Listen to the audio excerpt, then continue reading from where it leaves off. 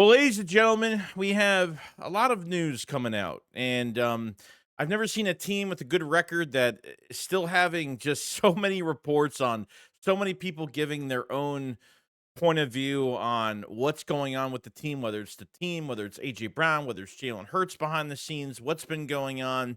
So there's a lot of stuff to kind of attend to right now, and we're gonna go over all of it. So let's get straight into it all. What's the boogeyman? As a matter of fact, it was.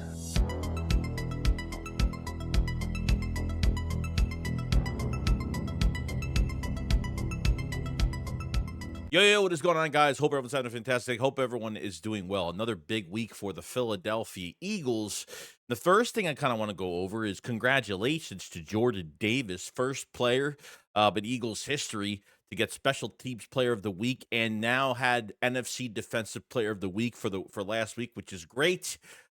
Jordan Davis having a fantastic year. Even some of his stops at the line the other day, a few deflections, one cause for a turnover with the Cooper DeSean interception, has been a vital piece in the middle. Obviously, what the rumors were going in this past offseason with Jordan Davis, and it seems like all of that is coming true.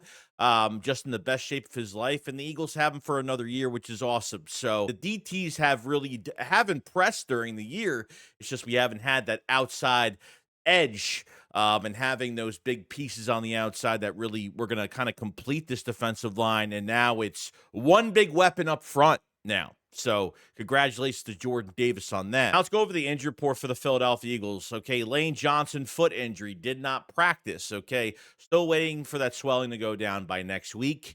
And is this going to be season-ending surgery, or is he going to be out 4 to 6 weeks? Fred Johnson has some shoes to fill. This is a chance for him to really showcase himself to the rest of the league for a contract somewhere else. And thank God the Eagles made this Fred Johnson trade. That was a big trade that I think is going to pay us off a lot this year. Cam Jurgens out with a concussion. I think he left, right before the back-to-back plays on the tush push that we were having trouble with.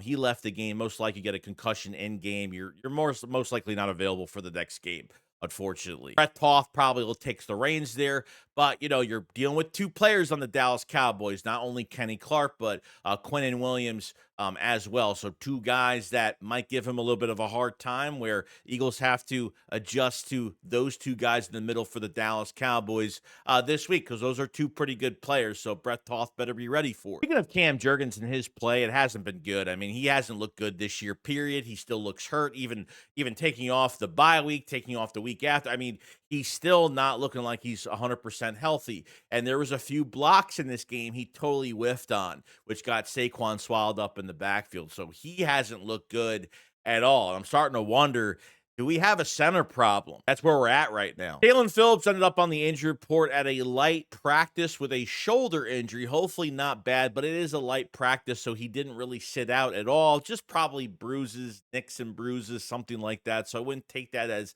I would say this is mostly a soft tissue injury. Wouldn't say that this is anything considerably serious. We need Jalen Phillips on the field. I think we all know that by now, and he's having a fantastic year. Hopefully blows more up this week against the Dallas Cowboys. Newly draft pick from this past year, Miles Hinton. The practice window is officially open for him.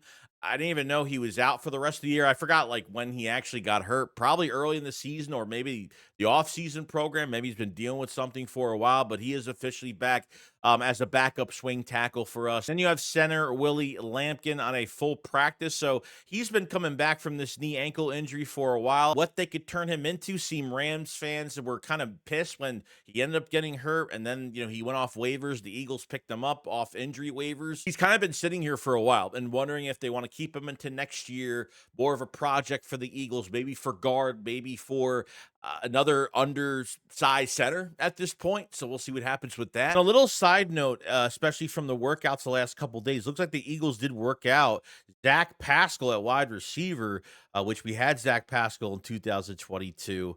Not a bad receiver. Obviously, Nick knew him back when he was with the Colts.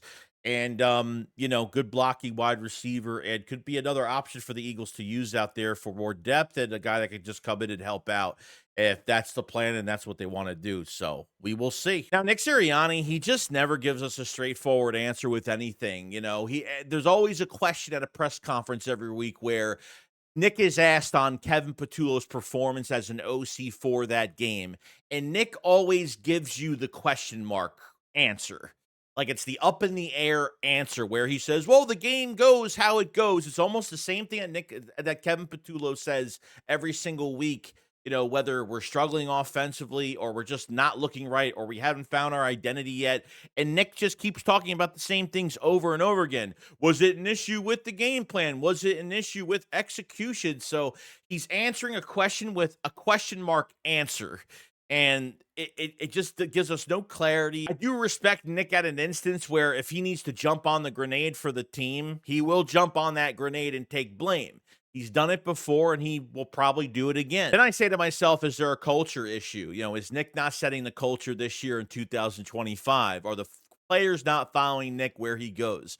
And I think that they are following him. I feel like, look, if he loses a grasp of this roster, then the season's over with, and then Jeffrey Lurie has to make some tough decisions. That's the one thing you do not want to happen is your roster turning on your head coach.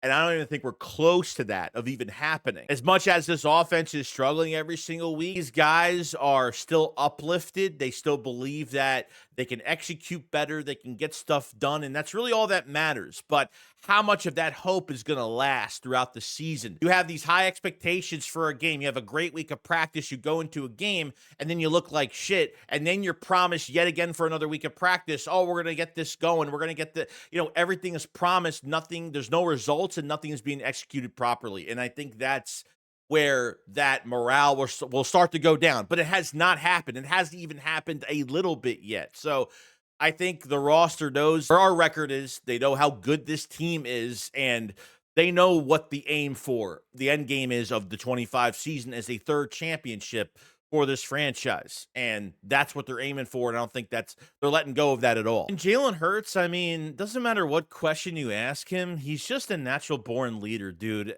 As much as the outside noise will continue to, whether it's AJ Brown or whatever's going on just towards this quarterback, he doesn't give a fuck at all. He really doesn't. He blocks out everything. And trust me, sometimes him hearing some of the things that is being said about him around the league or whatever is just motivation, is just prove you wrong type attitude. And I think that's what we can all expect. I'm telling you right now, cherish this moment with Jalen Hurts. Cherish being an Eagles fan during this era because we'll never have a quarterback that is like this ever again. Even the report on Jalen Hurts with the frustrations of the Eagles quarterback, and all he said was, "I just go to work every day, and continue to try and do my best, bro." I don't give a shit about the outside shit, dude. There's no ego with Jalen Hurts. It's a humbleness. It's a sense of urgency. It's a concentration of just going to fucking work and working your tail off and concentrating on the positive, more productive things. And that's what I've really liked about him. Like, we don't waste our time. He doesn't waste his time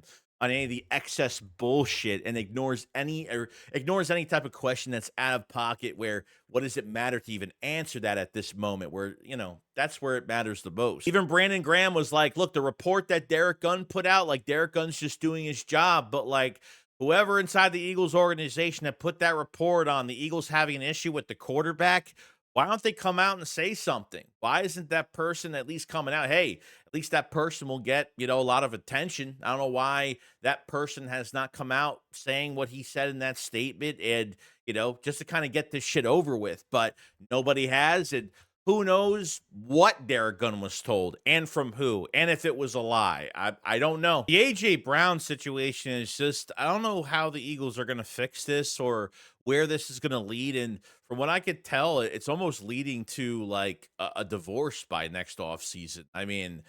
I don't see this getting fixed if the offense doesn't put their nut up, and if this even lasts another year, if like maybe these relationships are starting to break a little bit between AJ Brown in the front office or Jeffrey Lurie, and maybe he's burning some bridges. I'm not really sure. Now, DeSean Jackson was on a podcast and talked about the AJ Brown situation. I think we already kind of knew this, but I think this kind of solidified everything of what the real problem is with AJ Brown. And he says, as you could tell, it's something else going on, and I got a great relationship with him. I respect him. I can't say it, but I know it's something else going on. It's not about football. It's not about the X's and O's. I've had situationships with QBs I didn't necessarily like, and when it ain't there, it sticks out like a sore thumb. That's all I'm going to say. Okay. So this is a Jalen Hurts, AJ Brown issue. Speak what you want about AJ Brown, and maybe he's the problem. Maybe Jalen Hurts can only do so much for this offense bout. These route combinations are sorry as fuck. I mean, they are. When's the last time, the last couple weeks, you've seen a receiver get more than 5 yards of fucking separation? Every time Jalen Hurts is sitting back to pass the fucking ball, everybody is fucking draped on. Whether it's an out route, a dig route, a fucking curl, a 10-yard go, these fucking guys are covered for like 50 fucking minutes. And teams are figuring this shit out every single week. How many incompletions? How many fucking drops? I mean, it's just the last 2 games. I mean, really coming off this bye, I don't know what the fuck happened. There's no pick and choose. This is not all on one fucking person, but this is on everybody. You have a game plan that's just inexcusable to even put into a fucking game. You have a quarterback that can't execute this fucking plan, and the supporting cast is literally fucking drowning every single week. Can't get separation, can't run the fucking ball. Don't know where to run, don't know where to pass, don't know how to scheme guys open like Kellen Moore did last year. So I think it's on everybody at this point. But every damn week when you consistently go into games like this is more of a coaching fucking problem, more so than none. It is a coaching problem when you continue to fucking do this week 12 and you still have no fucking identity yet. An 8-2 team and this much drama, and then what doesn't help is you got these lunatic fucking rage baiting assholes online that keep doing the same shit every fucking week until they get the attention they fucking desire, and finally they get that fucking attention. Other than that, guys, that's it. So Brett Toth in that center, Fred Johnson, coming in for this game this week against the Dallas Cowboys. We'll figure out about Lane next week and what happens with that. Hopefully not bad. The Eagles just have to continue to try to execute what they can with this offense and this coaching staff. I don't even know what else to even...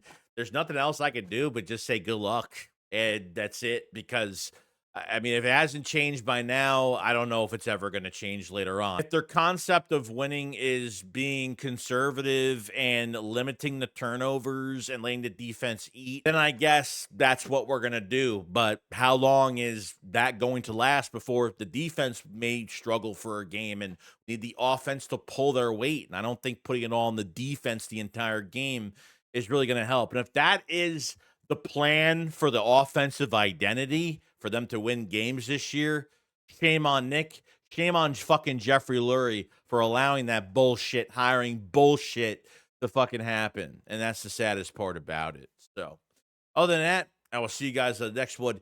Shakes what up, follow slide. Peace out, guys.